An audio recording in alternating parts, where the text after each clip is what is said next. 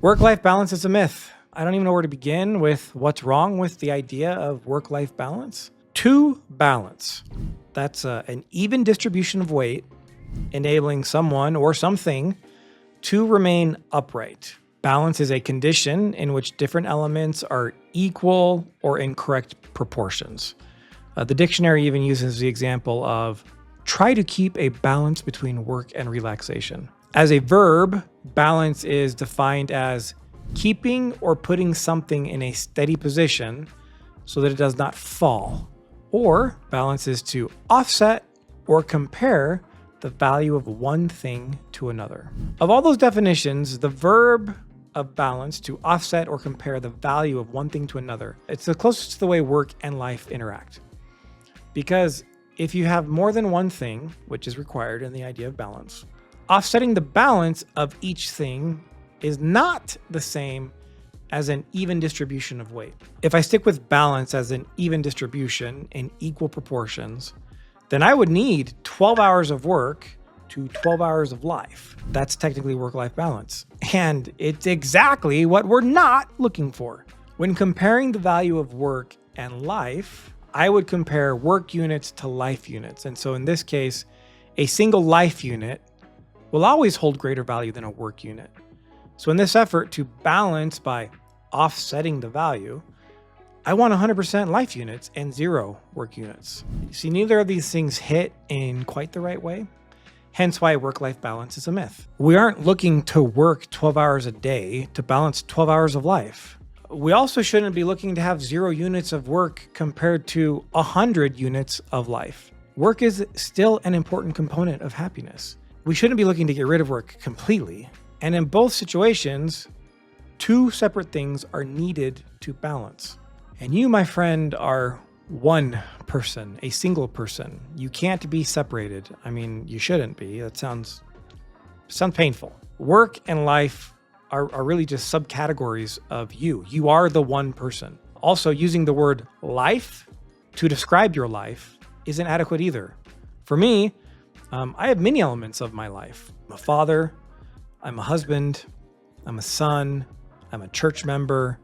March Madness is my favorite sporting event every year. I love NASCAR. I'd like to improve my piano playing and singing abilities. I also have to eat. I have to sleep, take showers. Each of those things have different value to me, but they are all components of my life. And each of those components has the ability to affect my work for better or worse. The simplest example is when you catch a cold. Whether you stay in bed all day, being sick, or you medicate to the max and try to work through it, your work performance is affected by being cold. Ever been in an argument with your spouse? Probably not. So hypothetically, of course, you can probably imagine what this is like. You're chatting with your spouse, all pleasant like. And as a fan of the book Crucial Conversations, they would say, you are both enjoying a mutual exchange of ideas. Then something happens. Likely your spouse, never you, of course. Your spouse introduces an idea that they know you don't agree with. Uh-oh. Emotions rise. Why are they bringing that up? Hypothetically, in this pretend situation, maybe you get defensive. Now, of course, your spouse doesn't like that you're getting defensive. So now there's frustration, anger, both sides, frustration, anger, perhaps a little sarcasm finds its way into this conversation that's now an argument. Most people find also that their bodies tighten up. Maybe their heart rate gets elevated. Oh, what's that in my bloodstream? Epinephrine, also known as adrenaline. Crap. That takes time to leave my system, right? And imagine all this happens as you're getting ready to leave for work in the morning. Hypothetically speaking, I'm probably going to be Mr. Grumpy Pants all day in that situation. Now, on the other side of the coin, work affects life. Now, did you see what I did there? I used coin as an example.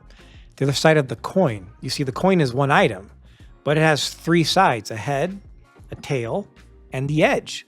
Just like you are one person, but you have multiple facets of your being.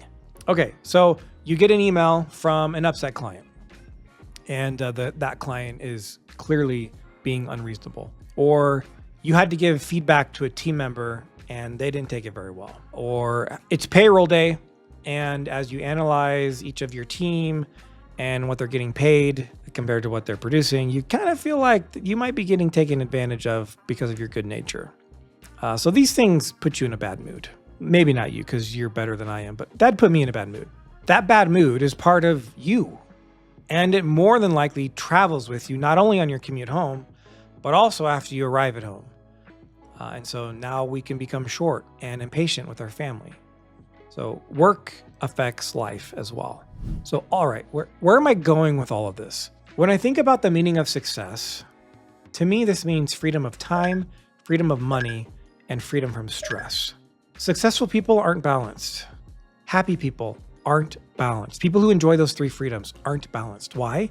Because they manage to have more time doing things that make them happy than things that don't make them happy. They have a greater portion of their life enjoying those freedoms compared to things that take away from those freedoms. They don't have balance. What they have is harmony. You see, balance implies an equal give and take, which isn't realistic, while harmony suggests a fluid integration of work and life. Harmony is primarily a musical concept. Definition says it's the combination of simultaneously sounded musical notes to produce chord and chord progressions having a pleasing effect. From a non-musical standpoint, harmony is the quality of forming a pleasing and consistent whole, like an agreement or an accord. As in, does our work efforts agree with our life efforts? Work and life in perfect harmony. The musical concept of harmony is really what we're looking for with our work and many components of our life. It's the combination of simultaneously sounded multiple notes. Multiple, as in more than one, because we have more than one component of our life. And the sounds, while happening simultaneously, agree with each other in the most pleasing way, causing a positive physical stimulus to our body. Work and life happen simultaneously. The goal is to have these pieces of ourselves, work and life, in agreement with each other, causing a pleasing sensation. Sometimes life is going to need more attention, and other times, occasionally work is going to demand more of our attention. Just like a musical piece has crescendos and decrescendos. That's when it gets louder and gets softer. So will we. We must fight the message of society that these two things can be balanced. We're causing ourselves unnecessary stress trying to balance something that is impossible. We will find more fulfillment, happiness, and success as we work toward harmony, work-life harmony. I wrote a book called The 3.3 Rule. It gives a step-by-step framework to achieve more harmony in both our professional and personal lives. Please feel free to check out the link below if this is something you want to further explore. And we'll see you next time.